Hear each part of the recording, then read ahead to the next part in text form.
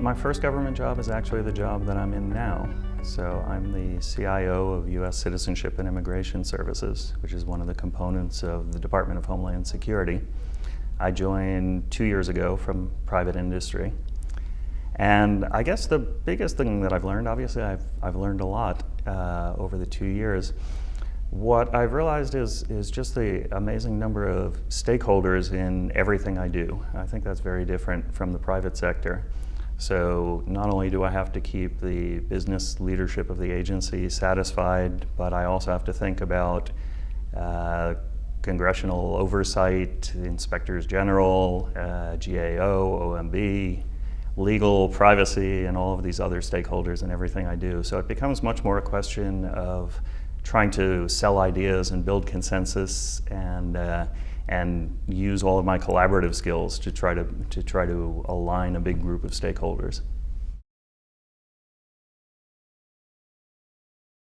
At one point in my career, I was directing theater and film. This might sound a little strange, but actually the skills that I learned as a director I've found to be very applicable in any of the management positions I've been in, really. So one of the things you learn is how to, for example, work with actors and creative people and designers and be able to, on the one hand, sort of infuse them with a vision, give them some sense of what you're trying to do, and at the same time not micromanage them or command and control sorts of management don't really work all that well in those contexts. So I found that I think a lot about that as I'm working with people and trying to build consensus and trying to motivate employees. I think about how can I get the best performance out of each person and get the performance that's aligned with the way the general directions of where I want to take things. For somebody who's coming into the work world, really, the first thing that they should be thinking about is how they can advance what their managers want to do. I think you tend to come in with a lot of ideas of your own and think about how you can change the world, you can do whatever it is.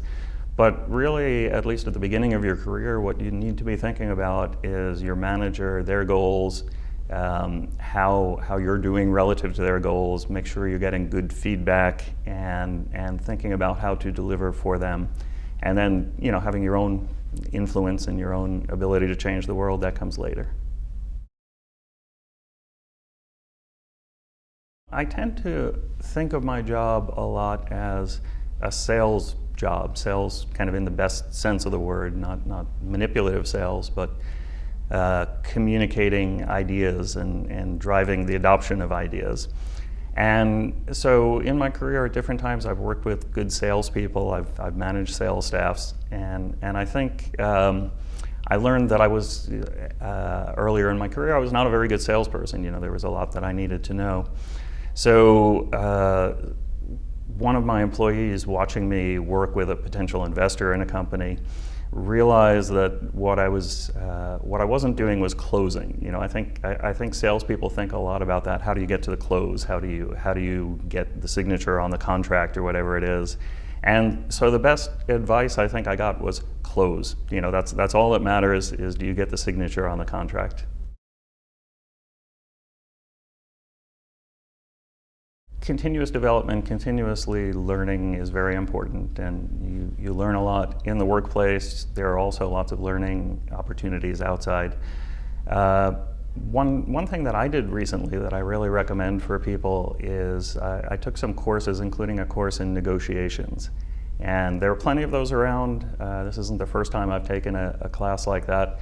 But given what I said before, that I think a lot of working is about selling ideas and convincing people, or aligning people at least, with what you think is the right path. Negotiation becomes a very important skill, and thinking through other people's interests and alternatives and being able to frame problems in a way that builds consensus and those sorts of things are very important. So I recommend that everybody at some point in their career take a course or do some reading on the topic of negotiation.